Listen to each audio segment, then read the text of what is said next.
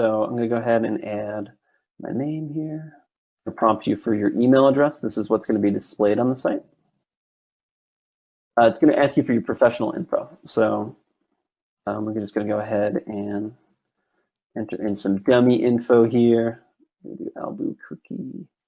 And then it'll also prompt you to set a notification email. So this might be different from your actual real estate email.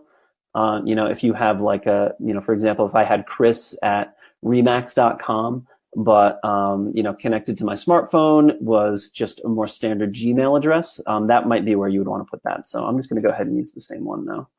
Just pop over to number 3 here.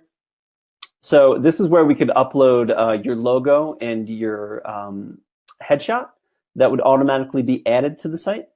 And you can always update them later. So if you're filling out the form and you don't have access to your logo and your headshot, totally not a problem. You can definitely get those updated as time goes on.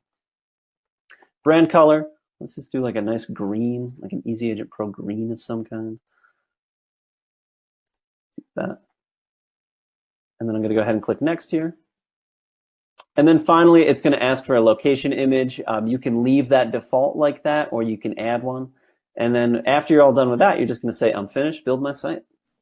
Now, had you guys plugged in, all of the information that was, applicable there, like logo and headshot and all that good stuff, you would see it. So to pop out of here, I'm going to click on my profile picture up here and then just click view my site.